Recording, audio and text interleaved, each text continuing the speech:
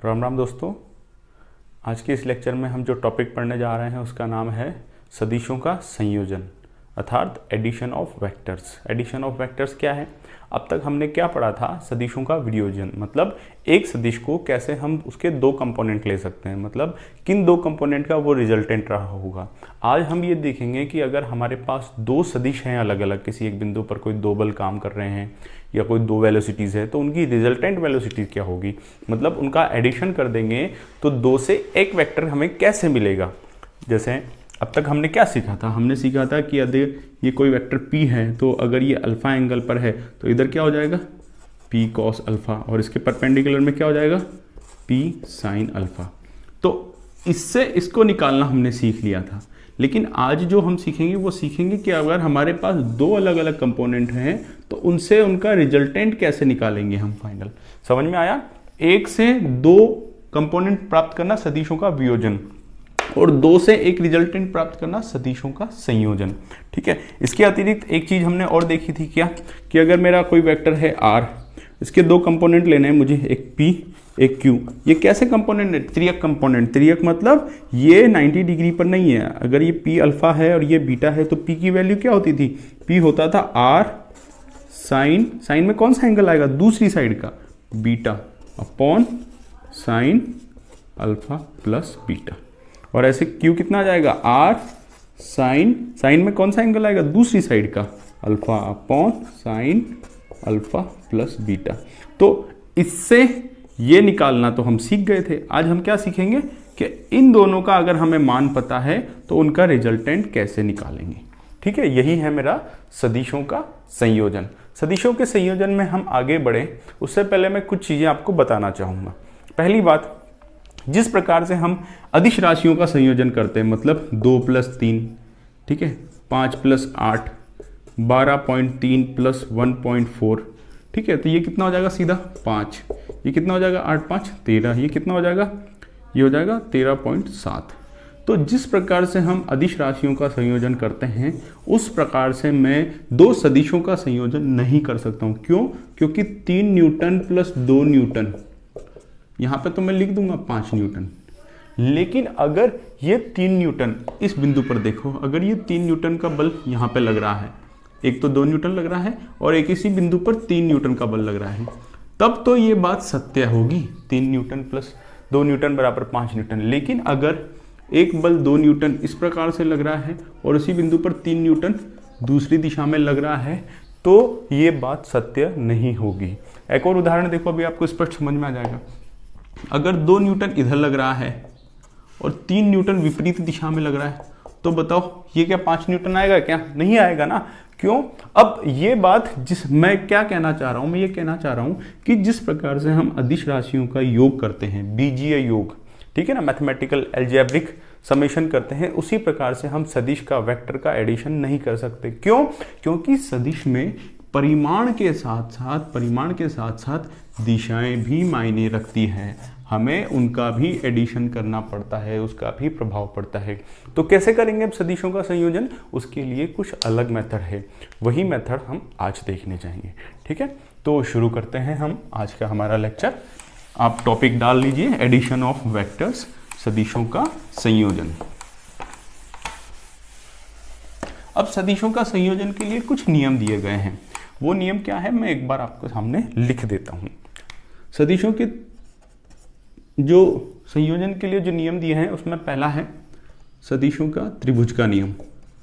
सदिशों का त्रिभुज का नियम, इसको इंग्लिश में बोलते हैं law of triangle of vectors. ठीक है, कहीं ना कहीं आपको law of triangle of forces भी सुनाई देगा। मतलब अगर दो फोर्सेस का अगर हम समेशन करें इस त्रिभुज के नियम से तो वो law of triangle of forces कहला जाता है। वैसे इसको बोलेंगे law of triangle of vectors.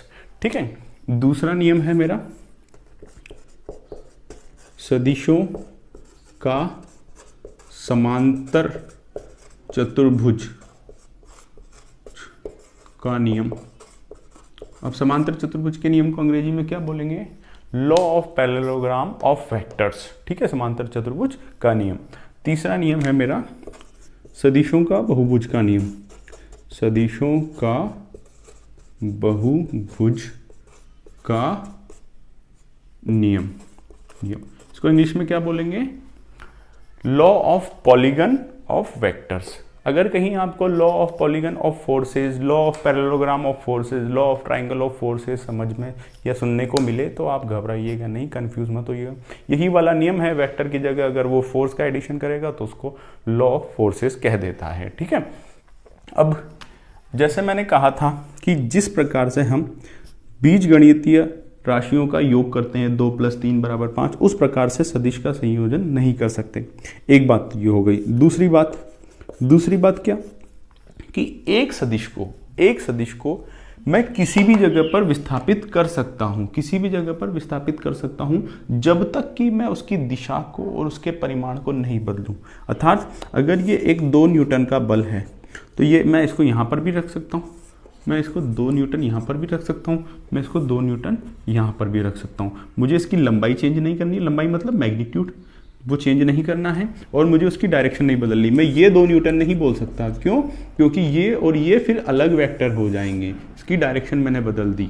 इसलिए मैं एक ही वेक्टर को अंतरिक्ष में कहीं पर भी विस्थापित कर सकता हूँ। जैसे कि अगर ये मेरा 3 मीटर/सेकंड की वेलोसिटी है तो मैं हर जगह इसको ले जा सकता हूँ इसी एंगल पर, 3 मीटर/सेकंड।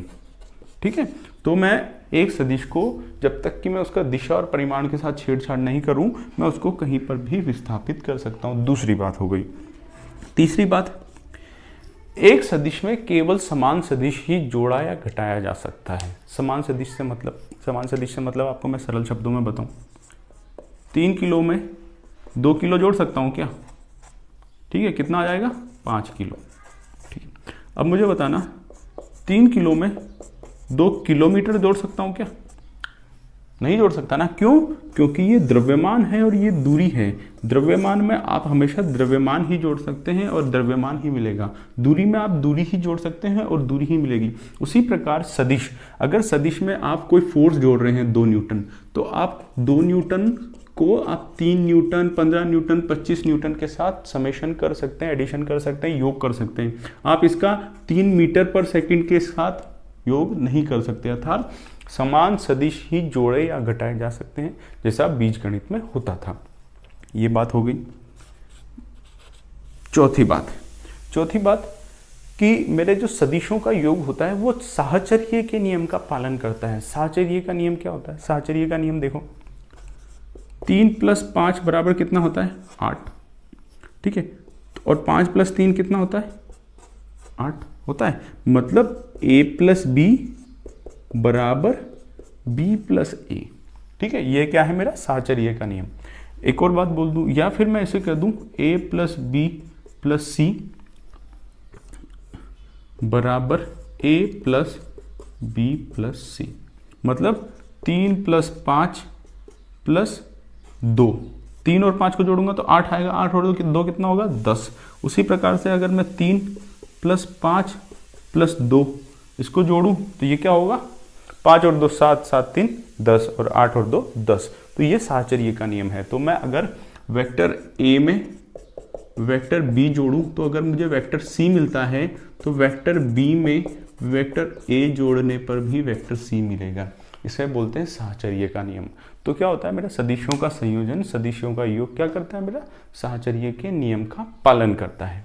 ठीक है, अब ये हमारी मोटी मोटी बातें हो गई। अब हम सीधे अपने नियमों पर आ जाते हैं। कौन कौन से नियम? सदिशों का त्रिभुज का नियम, सदिशों का समांतर चतुर्भुज का नियम और सदिशों का बहुभुज का नियम।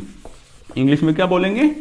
Law of triangle of vectors, law of parallelogram of vectors, law of polygon of vectors. ठीक है, अब देखो ये जो त्रिभुज के नियम, समांतर चतुर्भुज का नियम, बहुभुज का नियम है, ये आपको ग्राफिकली या फिर आपको डायग्राम में कैसे आप परिणामी सदिश पता करेंगे उसके बारे में आइडिया देते हैं। जो मैथमेटिकल कैलकुलेशन वाला पार्ट होगा वो हम अगले लेक्चर में देखेंगे। आज हम देखेंगे कि डायग्राम में मैं परिणामी सदिश को कैसे दिखाऊंगा। हालांकि परिणामी सदिश का जो हम कैलकुलेशन करेंगे वो इन्हीं के चित्रों का उपयोग करके, कुछ कंपोनेंट लेके, कुछ रिजल्टेंट निकाल के परिणामी निकालेंगे, लेकिन यहाँ पे मैं सिर्फ आपको डायग्राम के रूप में दिखाऊंगा। ठीक है, देखो सबसे पहले लेता हूं मैं सदिशों के त्रिभुज का नियम, law of triangle of vectors. ठीक है, ये क्या कहता है? ये कहता है, मुझे पहले एक बात ध्यान से सुन लेना। यदि किसी बिंदु पर कार्यरत कोई दो सदिश, सदिश ए और सदिश बी पकड़ लेता हूं मैं, सदिश बी। ठीक है, यदि किसी बिंदु पर कार्यरत कोई दो सदिश, कैसे? किसी भी कोण पर, ठीक है ना। यदि किसी बिंदु पर किसी कोण पर कार्यरत दो सदिशों को किसी त्रिभुज की दो क्रमागत भुजाओं द्वारा निरूपित कर दिया जाए तो उस त्रिभुज की तीसरी भुजा विपरीत क्रम में परिणामी सदिश के परिमाण एवं दिशा को व्यक्त करेंगी। अब समझो बात को। मान लो सदिश ए और बी ना फोर्स हैं। ये फोर्स है 2 न्यूटन और इसको ले लेते हैं हम 5 न्यूटन और ये फोर्स है 3 न्यूटन। ये है मेरे 60 डिग्री के कोण पर। ये बात समझ में आ गई। अब अगर मैं इन दो सदिशों को, जैसा मेरा त्रिभुज का नियम कह रहा है, मैं वैसा करता हूं। अगर मैं इन दो सदिशों को त्रिभुज की दो भुजाओं द्वारा निरूपित कर दूं एक ही क्रम में, एक ही क्रम क्या होगा अभी बताते हैं। देखो, मैंने आपको बोला था कि एक वेक्टर को मैं कहीं पर भी ले जा सकता हूं जब तक मैं उसका परिमाण और उसकी दिशा के साथ छेड़छाड़ नहीं करूं। तो मैं वेक्टर ए को लिख देता हूं। वेक्टर ए को लिख दिया मैंने, ये हो गया वेक्टर ए। वेक्टर ए बराबर 5 न्यूटन। अब देखो, मुझे ये जो लाइन है इसका बड़ा महत्व है। देखो, ये यहाँ पर अगर ये है 0 डिग्री तो मुझे ये पैरेलल कहीं पर भी ले जाऊं, लेकिन कहाँ रखनी होगी? मुझे 0 डिग्री पर ही रखनी होगी, इसके समांतर ही होनी चाहिए। दूसरी बात, अगर मैंने इस लाइन को 5 सेंटीमीटर की खींचा है तो उसी के अनुरूप मुझे बाकी की लाइनें भी खींचनी होगी। मतलब मैं स्केल चेंज नहीं कर सकता। अगर मैंने स्केल मान लिया, स्केल क्या मान लिया मैंने कि 1 सेंटीमीटर बराबर 1 न्यूटन, तो 5 न्यूटन की लाइन कितने की आएगी? 5 सेंटीमीटर की। तो मैंने 5 सेंटीमीटर की ये लाइन खींच दी। अब मुझे दूसरा वेक्टर कौन सा है? बी। वो कितना है? 3 न्यूटन। अब मुझे त्रिभुज की भुजा बतानी है। अब देखो, त्रिभुज की मेरे पास दो भुजाएं हैं। एक तो मैं त्रिभुज यहां से शुरू कर सकता हूं। यहां से शुरू करूंगा तो मुझे वेक्टर कैसे लाना है? पैरेलल। तो पैरेलल कैसे लाऊंगा मैं? यहां पे ले आऊं 60 डिग्री के एंगल पर। तो एक तो ले आया, ये 60 डिग्री के एंगल पर मैं ये दूसरा वेक्टर ले आया। अब अगर 5 न्यूटन की भुजा की लंबाई 5 सेंटीमीटर थी तो 3 न्यूटन की भुजा की लंबाई कितनी होनी चाहिए? 3 सेंटीमीटर। तो ये भुजा इसकी तुलना में छोटी आएगी। तो 60 डिग्री के कोण पर मैंने 3 सेंटीमीटर की लाइन खींच दी। ये हो गया मेरा वेक्टर बी। कोई आपत्ति नहीं है। अब देखो, अब मैं अगर इसको मिलाता हूं तो ये त्रिभुज हो गया, हो गया, हो गया। अब जो दूसरी बात है, ये मैंने सबसे पहले कौन सी लाइन खींची थी? वेक्टर ए बराबर 5 न्यूटन। वेक्टर ए बराबर 5 न्यूटन। अब मैंने कहा था कि मैं किसी भी सदिश को जब तक मैं उसकी दिशा और परिमाण के साथ छेड़छाड़ न करूं, मैं कहीं पर भी विस्थापित कर सकता हूं। तो मैं वेक्टर बी को अब क्या करता हूं? मैं यहां से खींचता हूं, वही 60 डिग्री के कोण पर कितने? 3 सेंटीमीटर की लाइन। तो वेक्टर बी बराबर 3 न्यूटन। ये हो गया कितने पर? 60 डिग्री के कोण पर। तो अब त्रिभुज कैसे बनेगा? मैं बाकी के 2 पॉइंटों को मिला दूं, ये त्रिभुज बन गया। अब एक ये त्रिभुज बना, मैं नाम दे देता हूं ABC PQR। ठीक है, तो मेरा ये त्रिभुज का नियम क्या कहता है? मेरा त्रिभुज का नियम कहता है कि यदि किसी बिंदु पर किसी कोण पर कार्यरत किन्हीं दो सदिशों को त्रिभुज की दो क्रमागत भुजाओं द्वारा, अब क्रमागत भुजाएं किसे कहते हैं? देखो, ये ए से बी इधर जा रहा है, मतलब आप बिंदु ए पर खड़े हुए और सदिश की दिशा में गए तो कहां पहुंचे? बिंदु बी पर पहुंचे। अब बिंदु बी से आपका जो दूसरा वेक्टर है वो उसकी दिशा किधर है? इधर। तो ये आपको कहां ले जा रहा है? आगे ले जा रहा है। तो ये है क्रमागत, मतलब ये इस दिशा में फिर इस दिशा में आप एक रोटेशन में चलते जा रहे हैं, एक के बाद दूसरा। लेकिन इसमें ये क्रमागत है क्या? देखो, आप पहले आपने क्या किया था? वेक्टर ए पे आप अगर यहाँ पे खड़े हो तो इसकी दिशा में कहाँ पहुंच गए? यहाँ पर। लेकिन अब आप वेक्टर बी पे आ पा रहे हो क्या? नहीं आ पा रहे, क्योंकि वेक्टर बी आपकी इस दिशा में जा रहा है और वेक्टर ए आपका इस दिशा में जा रहा है। ठीक है, तो ये क्रमागत नहीं है। क्रमागत अगर दूसरे शब्दों में बताऊं तो जिस बिंदु पर पहला वेक्टर स्टार्ट होता है या पहला वेक्टर कहां से स्टार्ट हुआ? यहां से। ये खत्म कहां हुआ? यहां पे। तो दूसरा वेक्टर मेरा कहां से शुरू होगा? जहां पर पहला वेक्टर मेरा खत्म हुआ है। तो पहला वेक्टर मेरा कहां खत्म हुआ? बी पॉइंट पर। तो मेरा जो दूसरा वेक्टर b है वो b पॉइंट से शुरू होगा। मतलब पहला वेक्टर जिस बिंदु पर खत्म हुआ है उस बिंदु से मेरा दूसरा वेक्टर शुरू होना चाहिए, तो उसे हम क्रमागत कहेंगे। तो ये ए वेक्टर हो गया, यहाँ से शुरू यहाँ पे खत्म। अब बी वेक्टर कहाँ से शुरू होगा मेरा, यहाँ से शुरू यहाँ पे खत्म होगा, तो मैं इसे क्रमागत कहूँगा। तो त्रिभुज का नियम क्या कहता है कि यदि किसी बिंदु पर कार्यरत, किसी कोण पर कार्यरत दो सदिशों को त्रिभुज की किन्हीं दो भुजाओं द्वारा क्रमागत रूप में, तो ये वाला क्या है, क्रमागत रूप में है, ये क्रमागत रूप में नहीं है, तो ये त्रिभुज का नियम नहीं है, ये त्रिभुज का नियम है।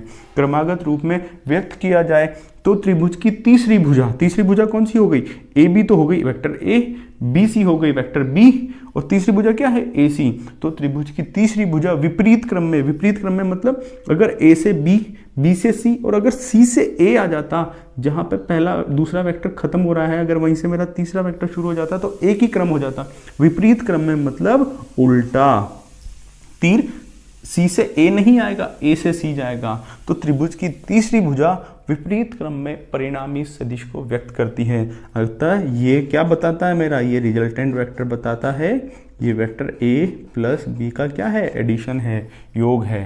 फिर से सुनना, यदि किसी बिंदु पर किसी कोण पर कार्यरत दो सदिशों को त्रिभुज की दो क्रमागत भुजाओं द्वारा निरूपित किया जाए, ठीक है। अब इसको और ज्यादा बढ़िया कहूं तो त्रिभुज की दो भुजाओं को परिमाण एवं दिशा में त्रिभुज की दो क्रमागत भुजाओं द्वारा निरूपित किया जाए। मतलब मुझे मैग्नीट्यूड का भी ध्यान रखना है, इसकी लंबाई 5 सेंटीमीटर है तो इसकी 3 होनी चाहिए लंबाई, मेरे को बड़ी छोटी नहीं करनी है अपनी मर्जी से, पैमाने के अनुसार, स्केल के अनुसार जितनी आएगी उतनी ही लिखनी है। निरूपित किया जाए तो त्रिभुज की तीसरी भुजा, दो भुजाएं तो हमने बना दी दो वेक्टर से, जो तीसरी भुजा बची बाकी के जो दोनों पॉइंट को मिलाने पर वो विपरीत क्रम में परिणामी सदिश को दिखाएंगी। तो मेरा परिणामी सदिश क्या हो गया, ये भुजा AC हो गई, ठीक है। अब इसका परिमाण तो मुझे क्या बता देगा, ये भुजा की लंबाई, अर्थात ये 4 सेंटीमीटर की लाइन खींची थी, ये 3 सेंटीमीटर की लाइन खींची थी। जो अगर मैं इनको बिल्कुल सही बनाऊं और 60 डिग्री का एंगल बनाऊं, तो जो मैं ए और सी के बीच की लाइन को मेजर करूं, अगर सपोज इस लाइन का मेजरमेंट किया और मेरे पास ये आया 8.3 सेंटीमीटर, तो मैंने स्केल क्या लिया था, 1 सेंटीमीटर बराबर 1 न्यूटन। तो मेरा जो वेक्टर R होगा उसका जो मॉडुलस होगा, उसका परिमाण होगा, वो कितना हो जाएगा, 8.3 न्यूटन। ये हम जब कैलकुलेशन से निकालेंगे तब भी ये इतना ही मिलेगा। तो ग्राफिकल प्रेजेंटेशन हमको बहुत सटीक आइडिया देता है। अगर हम बिल्कुल सही बनाएंगे तो मान भी बिल्कुल सही मिलेगा। और अगर हम इस कोण को नाप लें तो मुझे परिणामी सदिश की दिशा भी मिल जाएगी। ये कोण मान लो मुझे मिल जाता है 30 डिग्री, तो परिणामी सदिश 30 डिग्री पर ही आएगा जब हम कैलकुलेशन से निकालेंगे, ठीक है। तो इसमें क्या मायने रखता है कि आप अपने डायग्राम को कितनी सावधानी पूर्वक बनाते हैं। सावधानी पूर्वक मतलब लाइन की डिस्टेंस आपको बिल्कुल एक्यूरेट बनानी है, एंगल आपको बिल्कुल एक्यूरेट लेने हैं, ठीक है। तो सदिश का त्रिभुज का नियम क्या कहता है कि ये किसी बिंदु पर किसी कोण पर कार्यरत अगर दो सदिशों को त्रिभुज की दो भुजाओं क्रमागत भुजाओं द्वारा निरूपित कर दिया जाए तो त्रिभुज की तीसरी भुजा विपरीत क्रम में परिणामी सदिश के परिमाण एवं दिशा को व्यक्त करेंगी या करती है, ठीक है। मेरे ख्याल से त्रिभुज का नियम समाप्त हो गया।